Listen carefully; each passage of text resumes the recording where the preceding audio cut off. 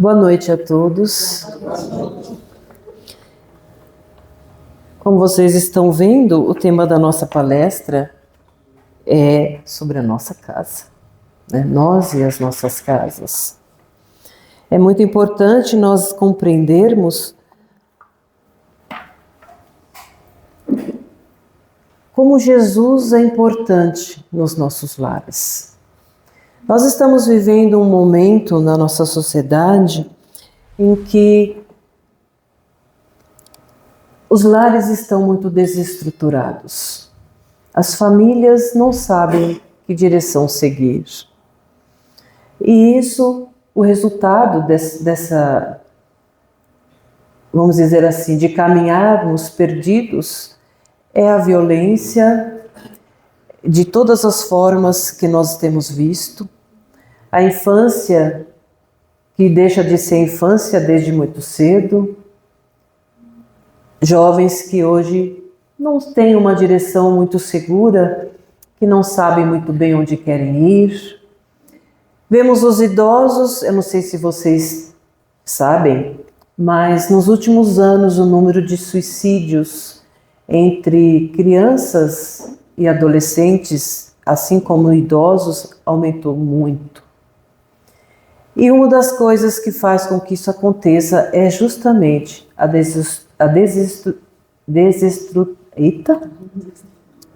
desestruturação do lar.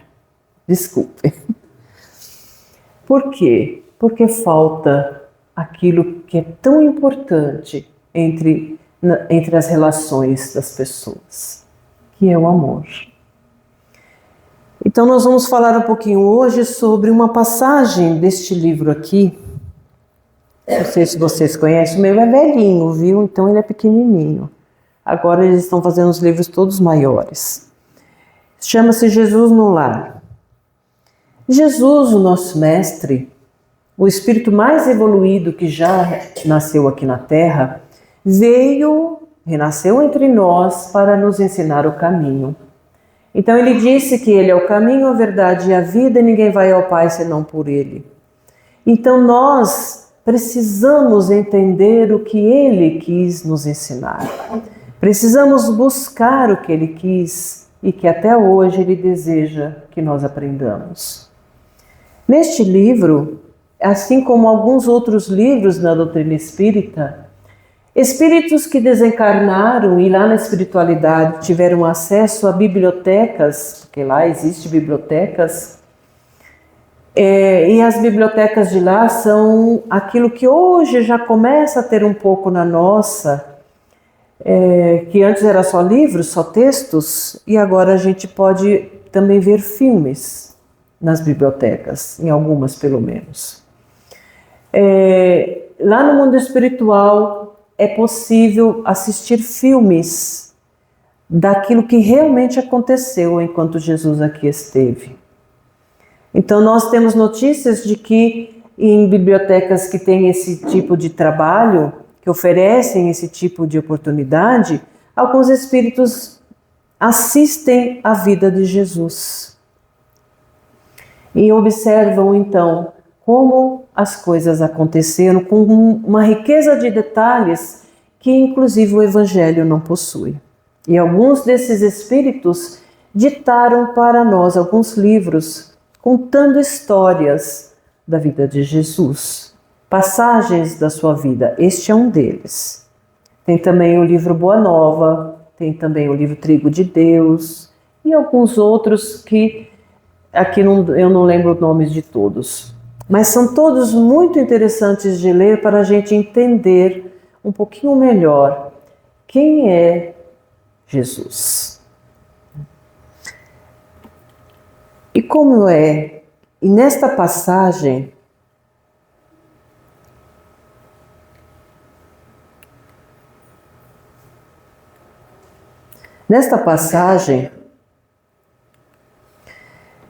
Jesus estava na casa de Pedro. Eles costumavam se reunir na casa de Pedro, Jesus e seus discípulos, para conversar sobre as coisas que aconteceram durante o dia ou sobre os ensinamentos, né, as leis de Deus.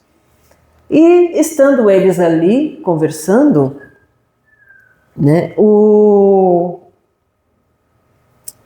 Jesus percebeu que as conversas estavam se desviando de coisas produtivas, coisas construtivas para a alma. Então ele perguntou aos seus discípulos: o que é que um marceneiro faz? Como é o trabalho de um marceneiro? Como ele constrói? Aí Pedro respondeu. Aí ele pega a madeira, aquela madeira crua, né? E com as suas ferramentas ele vai desgastando, ele vai produzindo para que saia aquilo que ele gostaria de fazer, um móvel, alguma coisa que ele deseja construir. Então Jesus pergunta: e o oleiro, como é que ele faz? Então ele responde, ele vai lá, pega o barro, né, trabalha o barro para dar a forma que ele quer. E então Jesus diz o seguinte: estou desconfiada. Espera aí, estou virando mais que uma folha. É o próximo slide. Eu deixei fora de ordem. Me desculpem. Jesus diz assim: assim também é o lar diante do mundo. O berço doméstico é a primeira escola e o primeiro templo da alma. A casa do homem é a legítima exportadora de caracteres para a vida comum. Como esperar uma comunidade segura e tranquila sem que o lar se aperfeiçoe? A paz do mundo começa sob as telhas a que nos acolhemos. Se não aprendemos a viver em paz entre quatro paredes, como aguardar a harmonia das nações? Se não nos habituamos a amar o irmão mais próximo, associado à nossa luta de cada dia, como respeitar o eterno Pai que nos parece distante? Palavras ditas por Jesus há mais de 2000 anos. Há cerca de 2000 anos. E atualíssimas. Pensemos no que ele está dizendo. Aquilo que eu falei a princípio sobre a desestruturação do lar e a violência que a gente vê aí. Tão grande para todos os lados que nós olhemos. Famílias cujos membros não conseguem se entender. Casais que se separam pelas coisas mais mínimas. Filhos que crescem sem pais, vamos assim dizer. Então essa violência, porque isso é também uma forma de violência. Se dentro dos lares está desta forma, o que Jesus está dizendo para nós é como nós queremos ter paz, como nós queremos uma sociedade harmoniosa, se dentro dos lares não existe essa harmonia. E aí então fica a pergunta: o que é que nós precisamos fazer para, ou melhor, nós podemos fazer alguma coisa para mudar isso? Os mais velhos, eu tenho certeza que podem dizer assim: eu não tenho mais nada para fazer não. Daqui a pouco eu já vou embora, vou fazer o quê? Não é? Os mais novos podem pensar assim: quem sou eu? Vou fazer o quê? Vou mudar a sociedade? Não é isso. Não é mudar a sociedade.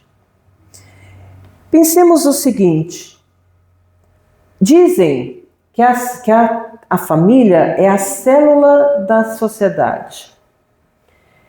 Vamos entender a sociedade como um corpo. Se a família é a célula e a célula está doente, o que é que vai acontecer? O corpo vai ficar doente, a sociedade fica doente. Se a gente conseguir curar a célula, se cada célula conseguir buscar a cura e conseguir fazer a cura, esse corpo, que é a sociedade, vai ficar bom. Mas o processo pode ser longo. Porque vamos pensar num câncer instalado, o que requer? Se não houver a cirurgia para tirar e houver o tratamento apenas, vai ser um longo tratamento. Se houver a cirurgia, vai ter a cirurgia e o tratamento. Então, a doença da sociedade que está na família requer que cada família comece a fazer a sua mudança. E o processo vai ser demorado. A Magna me mandou um livro chamado Tua Casa, né? Tua Casa. E nós pegamos o primeiro capítulo que fala sobre a tua casa para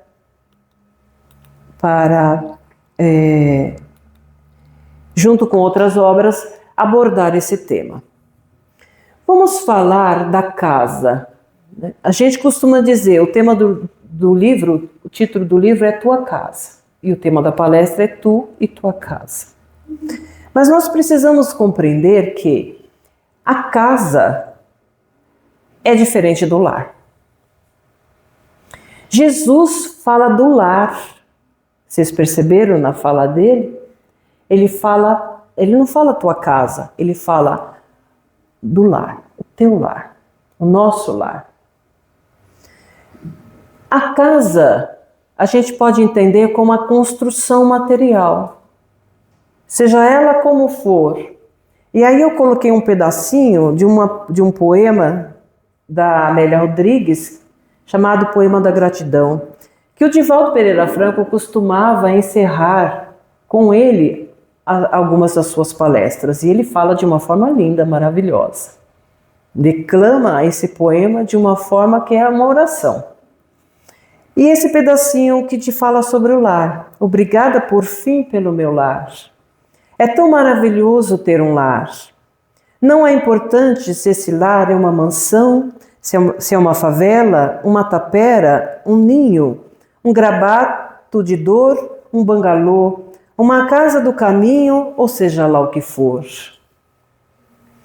Que dentro dele exista a figura do amor de mãe ou de pai, de mulher ou de marido, de filho ou de irmão, a presença de um amigo, a companhia de um cão, alguém que nos dê a mão. O poema é lindo e esse pedacinho fala sobre o nosso lar. Será que nós somos gratos por termos um lar? O lar, aqui, vamos entender como um lugar para se viver, mas com as pessoas ou alguma companhia lá dentro junto conosco. E aqui eu gostaria de fazer uma ressalva. A solidão é algo que quase todas as pessoas na nossa sociedade hoje em dia vivem. Mesmo estando com outras pessoas dentro de uma família, as pessoas sofrem de solidão. O que causa a solidão? Como que nós podemos nos sentir sós, estando em meio a outras pessoas? E eu digo para vocês, por todos os meus estudos e experiência, que a solidão que nos machuca tanto, ela é, em grande parte, resultado do nosso distanciamento de 3 coisas. Primeiro, de nós mesmos. Nós não sabemos quem somos. Nós não nos amamos. E nós não nos amamos em parte porque nós somos ensinados muitas vezes desde pequenos a fazer aquilo que a sociedade tem imposto a nós. Eu preciso ser desse jeito ou daquele outro jeito. Então eu vivo muitas vezes tentando agradar aos outros e isso é falta de amor. Então quando eu não me amo, eu estou distante de mim. Eu nem sei direito quem eu sou. E isso pode gerar solidão. E principalmente aquela que a gente vive em meio a outras pessoas.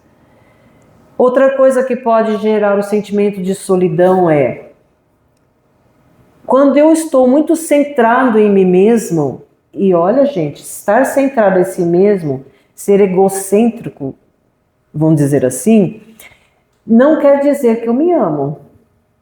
Eu posso não me amar e ser egocêntrico. Então eu não consigo me colocar no lugar do outro, eu não consigo ver o outro, e eu também não consigo, quando estou assim, perceber o amor do outro. E aí a solidão. E o outro fator é o distanciamento de Deus. O espírito Hermance Dufour fala no seu livro Escutando Sentimentos que quando nós estamos distantes de Deus, nós ficamos naquela ânsia de querer algo que nós já tivemos no passado, no princípio da nossa criação, mas que nos perdemos no caminho, na jornada evolutiva. E estando distantes de Deus, não conseguimos sentir o seu amor. E assim sentimos solidão. Então são 3 fatores que, se nós estamos sentindo solidão dentro de nós, olharmos para nós mesmos. Será que um deles, ou talvez os 3, não estão se aplicando? Eu estou aplicando isso a mim mesmo? Estou vivendo isso? Levar em consideração tudo que temos feito, tudo que temos vivido e tentar perceber se não estamos fazendo desta forma. Se nós não conseguimos sentir o amor dos outros, se não nos amamos, o nosso lar, para nós não será um lar. Será uma casa. Uma casa onde vivem algumas pessoas, mas o lar, é isso que nós precisamos compreender. O que faz um lar é o relacionamento harmonioso entre aqueles que lá estão. Não que não vá haver problemas, porque problemas sempre haverão. Afinal de contas, todos nós somos espíritos em evolução. Cada um de nós com suas qualidades boas e as suas qualidades ruins. Então, muitas vezes, realmente o relacionamento é difícil, mas o que Jesus quer que nós aprendamos é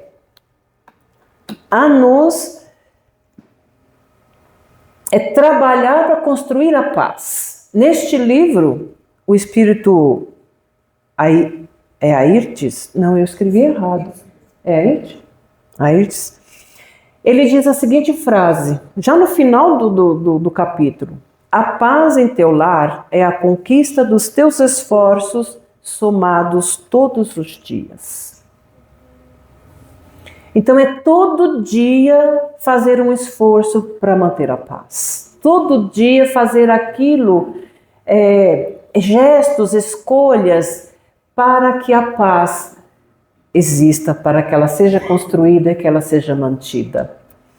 E ele fala sobre o marido e a mulher. Mulher e marido são os agentes da felicidade. Quando um casal se une, eles têm lá, pode ter só a paixão, pode ter o amor, pode ter o desejo de várias coisas, de construir um sonho juntos. Seja lá o que for, sejam quais forem as razões que uniram um casal, é preciso que esse casal, e aqui está marido e mulher, vamos pensar assim, hoje em dia a gente tem as relações homoafetivas também. Então, quando eu digo casal e digo marido e mulher, eu estou me referindo a qualquer tipo de casamento, qualquer tipo de casal, vamos assim dizer. Tá? É preciso, quando vão se unir numa relação, ter a consciência de que não são mais um e outro, agora são 2 juntos. Então eu vivia na minha casa, meu marido vivia na dele, cada um com a sua vida, mas de repente nós resolvemos construir uma vida juntos. não é mais as regras da minha casa e não é mais as regras da casa dele. Agora eu estou construindo uma nova casa, uma nova relação. Então são as nossas regras. Não é a regra do meu pai e da minha mãe, nem a do pai e da mãe dele. É a minha com a dele. Conversar, dialogar para construir algo juntos. Eu escrevi aqui algo, né? Ele diz assim, que o marido e a mulher têm que ter a consciência que numa relação é preciso um servir ao outro. Como assim? Eu não estou casando para servir a ninguém. Se eu caso com essa mentalidade, não vai dar certo. Se eu caso só para que o outro me dê alguma coisa, mas eu não estou disposto a dar nada em troca, não tem como dar certo. Toda relação é uma troca entre duas pessoas, ou mais de duas pessoas. Então, eu escrevi aqui sistema casal. Eu sou psicóloga e terapeuta de família, né?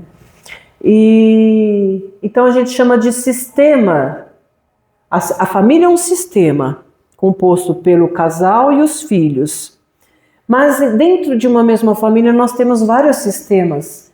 E esses sistemas implicam relações especiais, vamos dizer assim, típicas daquele sistema. Então, por exemplo, marido e mulher, que são um casal, eles são um sistema casal, mas eles também fazem parte do sistema família que já junta os filhos. Como marido e mulher, como sistema casal, eles têm responsabilidades que são só de um para com o outro.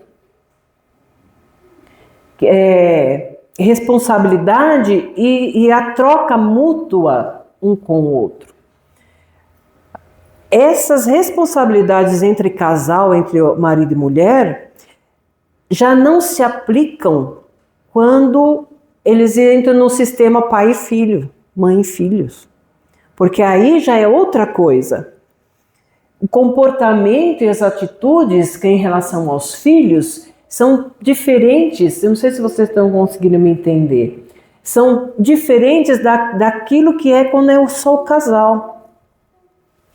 Então, quando o Espírito diz para nós que é preciso ter consciência do apoio mútuo, da troca mútua, da compreensão entre um e o outro, é também ter consciência de que como casal as responsabilidades são umas e como pais as responsabilidades são outras.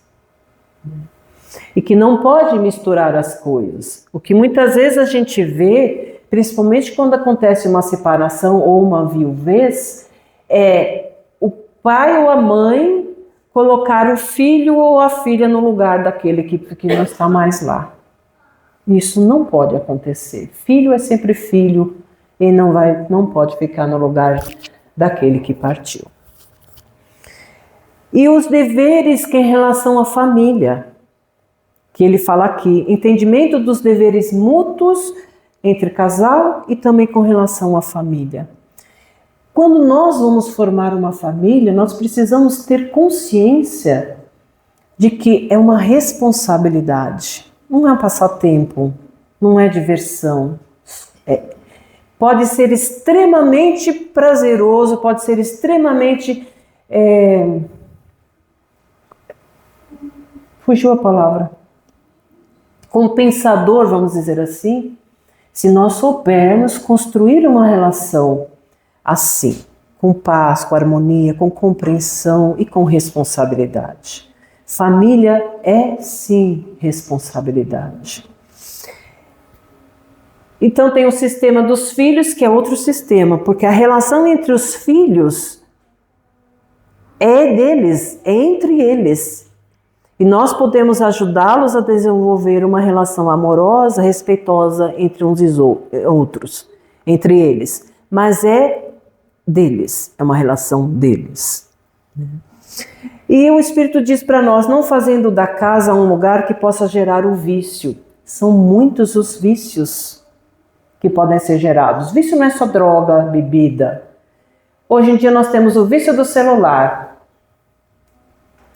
Nós damos celular para os nossos filhos, para as nossas crianças, desde que eles são bebês, porque agora o celular é a babá. A gente não quer a criança nos atormentando, porque a gente quer ficar nas redes sociais, a gente quer ficar lá no celular e os filhos precisam de atenção para que eles não nos perturbem. Nós damos seu celular e não sabemos o mal que nós estamos fazendo. Os psiquiatras estão dizendo o prejuízo cognitivo que o celular causa para as crianças. As crianças vão mais tarde para a escola e não conseguem acompanhar, não conseguem aprender como poderiam, porque o celular está limitando. Causa prejuízo no cérebro, causa prejuízo nos olhos, sem contar no pescoço, porque fica assim o tempo inteiro. Então nós precisamos tomar muito cuidado se nós também não estamos viciados, nós adultos. E não permitir que os nossos filhos se viciem também. Nós precisamos nos esforçar diariamente para não permitir que qualquer tipo de vício, celular, comida demais, seja lá o que for, gente. Sabe o que é um vício? Vício é tudo aquilo que a gente começa a fazer e depois tem dificuldade de largar. Isso é vício. Porque hábito também pode se tornar um vício. Existem hábitos bons e hábitos ruins. Nós precisamos cuidar dessas coisas, observar o que estamos fazendo de nós mesmos e das nossas vidas, dos nossos lares ou das nossas casas. Nossos filhos são espíritos, nós precisamos ter isso na mente. Meu filho não é meu. Minha filha não é minha. Meus filhos são filhos de Deus, que Deus colocou sob a minha guarda temporariamente, para que eu os eduque, para que eu os guie. Nós acreditamos que nossos filhos são nossos. E muitas vezes, quando o nosso filho ou nossa filha vai se casar, a gente fica doido, porque está levando meu filho embora. Gente, é um espírito livre como nós. Um espírito que está na Terra para progredir. Nós estamos aqui para progredir. E nós vamos caminhando juntos e reencontrando nas várias existências aqueles cujos laços de afeto nós conseguimos construir. E vamos entender uma coisa. Hoje é muito comum os pais colocarem os filhos na escola e querem que a escola eduque seus filhos. A escola, essa não é a função da escola. A escola tem a função de instruir os nossos filhos, de passar conhecimento para eles. A educação é em casa. É em casa que os filhos precisam aprender a respeitar. É em casa que os filhos precisam aprender disciplina, responsabilidade. Gente, não adianta a gente crer que lá fora vai aprender, não. O que é que a gente está vendo aqui, lá fora? Desrespeito, violência. Se nós queremos algo diferente, nós precisamos fazer em casa. Criar é dar comida, água e um lugar para ficar, roupa. Remédio quando está doente. Isso é criar.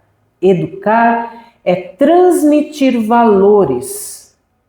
Valores que podem fazer daquela pessoa, daquele ser que hoje é pequenininho, fazer um homem de bem. É por isso que Deus coloca os filhos nas nossas vidas. Para que nós os ajudemos a se tornar homens de bem. Como nós vamos ser bons e maus, ou bons pais ou boas mães, né? Se nós não tivermos uma educação assim, fomos criados meio que largados, meio que ao léu, como vamos fazer diferente? Como podemos fazer diferente? O celular é perigoso, a internet também, mas se nós soubermos buscar, ela também traz muito conhecimento, coisas muito boas para nos ajudar a criar os nossos filhos de uma forma melhor. E eu posso sugerir alguns livros espíritas para vocês. Tem um livro chamado Nossos Filhos São Espíritos, que é a frase que eu coloquei aqui. É ótimo. Tem um outro livro chamado A Educação do Espírito, do Walter Oliveira Alves, se não me engano é o nome dele, que também é muito bom. E dentro da doutrina espírita, na literatura espírita, há muitos livros que falam sobre educação, que nós podemos buscar, ler, para poder aplicar o conhecimento e vamos dizer assim, as sugestões que eles trazem para nos transformarmos, para podermos então educar os nossos filhos de uma forma melhor.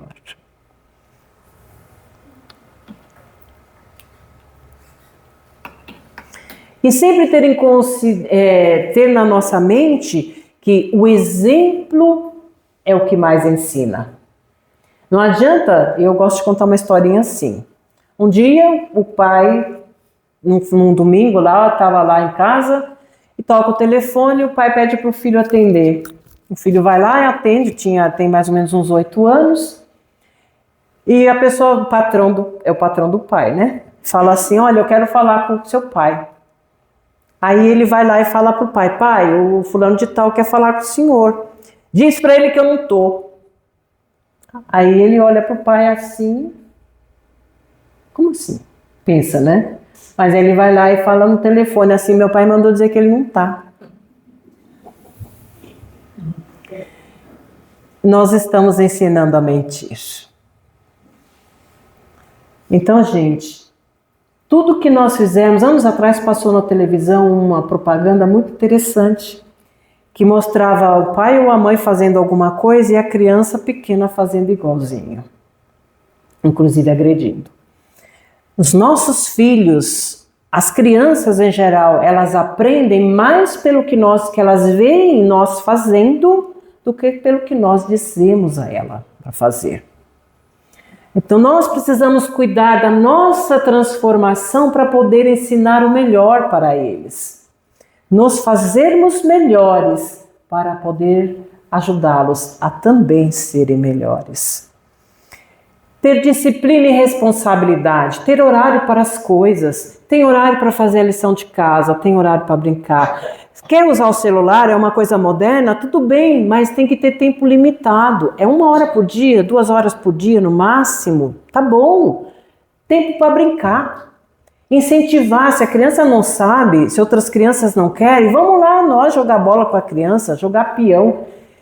Tem uma música, um samba antigo que fala assim, é de 2000, começo dos anos 2000, fala assim: brincadeira de criança, como é bom, como é bom.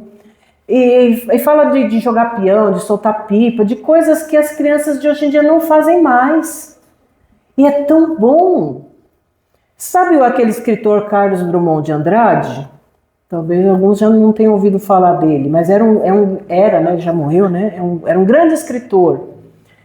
E ele contou numa das suas histórias que a sua infância foi na fazenda. Então ele corria, se não me engano é ele, corria para lá e para cá, subia nas árvores, e que muito da sua inspiração para escrever veio justamente das experiências, das brincadeiras que ele fazia quando criança.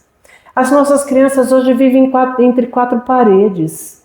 Vai desenvolver o quê entre 4 paredes? E o Espírito diz para nós assim, Airtes, não deves buscar a felicidade fora do dever. E o dever é responsabilidade. As nossas responsabilidades diante da nossa casa, diante dos nossos familiares, diante da nossa família. E eu fui buscar no Evangelho a frase de Lázaro, dizendo o que é o dever. Ele diz assim: o dever é a obrigação moral, primeiramente para consigo mesmo e em seguida para com os outros. O dever é a lei da vida. Encontra-se desde os menores detalhes, assim como nos mais elevados atos. O dever comigo mesmo é o dever de fazer o meu progresso. A Joana de Ângeles falou uma frase no livro Mundo Regenerado que eu achei fabulosa. Ela disse assim: o sentido da vida é a conquista de si mesmo. Nada mais é do que o dever. nós temos o dever de fazer o nosso progresso moral, o dever de fazer o nosso progresso espiritual. Deixar de lado as coisas que ficam nos segurando, que ficam nos atrapalhando, o apego às coisas do mundo, que faz com que a gente fique caminhando sempre do mesmo jeito e não cresce espiritualmente. Nós estamos aqui para sermos como Jesus. Ele disse isso para nós. E nós não vamos ser como Ele, espíritos perfeitos, enquanto ficarmos presos às coisas do mundo. Nós precisamos correr. Nós estamos muito atrasados. Mas o correr não é ficar ansioso. Não, é se disciplinar e colocar no seu dia a dia tudo aquilo que pode vir a fazer com que sejamos melhores, um pouquinho melhor a cada dia. E ele diz para nós assim: seja qual for a situação da tua vida, não percas a esperança, que o Senhor está vendo e tudo sabe e te ajudará a escolher os melhores caminhos. É trazer Jesus para dentro de nós, para aumentar a nossa fé, a nossa confiança em Deus, o nosso Pai. Nós estamos aqui na Terra para progredir e Ele vai colocar nos nossos caminhos aquilo de que necessitamos justamente para que nós possamos vencer os nossos vícios morais. Nós não vamos progredir só com alegria. Muitas vezes precisamos sim da dificuldade e da dor para que acordemos, para que busquemos coisas novas. E não perder a esperança quer dizer confiar em Deus. Estou pegando o copo aqui.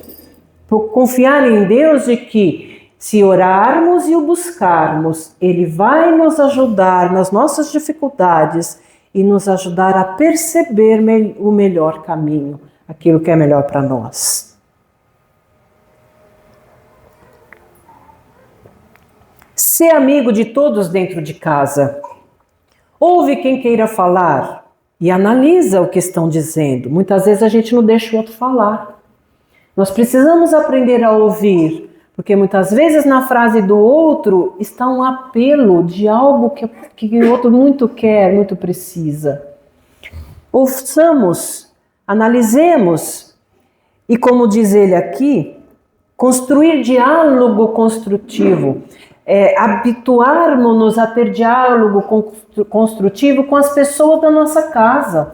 Se nós não conversamos com quem está em casa, nós não conhecemos quem está conosco. Porque a gente só conhece convivendo, conversando, trocando ideias. Então ele apela para que nós façamos isso, que conversemos, ouçamos, digamos o que queremos, sem ofensa, usando da compreensão.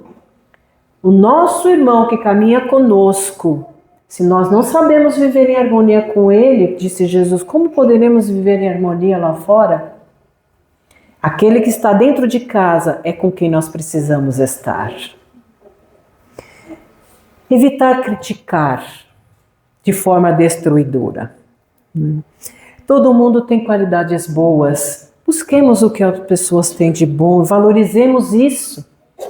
Que aí aquilo que não é tão bom assim começa a perder um pouco do peso e fica mais fácil conviver.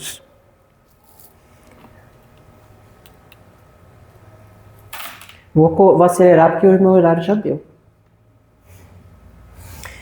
E aprender a fazer o Evangelho no lar. Jesus no Lar, esse livrinho, ele mostra para nós que Jesus instituiu o estudo do Evangelho. Esse aqui? Jesus no Lar. Jesus no Lar. Ele, a partir daquele momento, passou a fazer o estudo do Evangelho no Lar. Para evitar conversas bobas que não levam a nada, o estudo da verdade, dos ensinos de Deus para nós. Porque os ensinos de Deus não estão só no Evangelho cristão. Estão também em outros livros de outras religiões. Trazer Jesus para dentro do nosso lar. O Evangelho no Lar faz isso. Que ele disse que quando 2 ou mais pessoas se reunissem em seu nome, lá ele estaria. Então, fazer o Evangelho no Lar uma vez por semana é convidar Jesus para a nossa casa. E com ele também virão os nossos amigos espirituais que ajudarão a mudar a energia do nosso lar. E quando nós estudamos o Evangelho, quando nós buscamos não só estudar, mas realmente compreender e trazer para o coração, é como se nós estivéssemos trazendo o Jesus para dentro de nós. E quando Jesus está dentro de nós, nós nos tornamos mais calmos, nós nos tornamos mais afetuosos, mais compreensivos, e a vida pode ser cheia de percalços, mas nós nunca nos sentiremos sós. Nós sempre teremos algo de bom para dar, mesmo que estejamos sofrendo, porque é dando que se recebe, diz a oração de São Francisco. Porque nós só vamos receber aquilo que nós dermos. Se damos amor, é amor que nós vamos receber. E é isso que nós precisamos ter. Se nossos familiares não querem fazer o Evangelho no lar, não querem seguir o mesmo caminho, Emmanuel fala, basta uma estaca para sustentar muitos ramos. Uma pedra angular sustenta um prédio. Então, uma pessoa dentro de casa, fazendo o Evangelho, estudando o Evangelho, mudando a sua energia, ela também acaba mudando o seu lar. Muda a energia do seu lar. Então nós, mesmo que estejamos sós na nossa vontade de estudar Jesus, de conhecer os seus ensinamentos, nós podemos ajudar a melhorar e mudar o nosso lar. E ele, esse Mestre Divino, todos os dias nos convida, nos chamando para estar com ele. Cabe a nós trazê-lo para nós. Ele está só aguardando. Ele continua nos convidando. E nós vamos encerrar. Não vou cantar, não. Quer que cante? Tá bom. Vocês me permitem cantar? A oração de São Francisco, ok? Eu ia cantar outra, mas acho que essa vai encaixar melhor. Vamos então, se quiserem, fechar os olhos. E na mente de vocês esse Jesus maravilhoso, amoroso e bom. E dizer a ele assim: Senhor, fazei de mim um instrumento da tua paz. Onde houver ódio, que eu leve o amor. Onde houver ofensa, que eu leve o perdão. Onde houver discórdia, que eu leve a união. Onde houver dúvidas, que eu leve a fé. Onde houver desespero, que eu leve a esperança. Onde houver tristezas, que eu leve alegria. E onde houver trevas, que eu leve a luz. Ó Mestre, fazei que eu procure mais consolar que ser consolado, compreender que ser compreendido, amar que ser amado, pois é dando que se recebe, é perdoando que se é perdoando, e é morrendo que se vive para a vida eterna.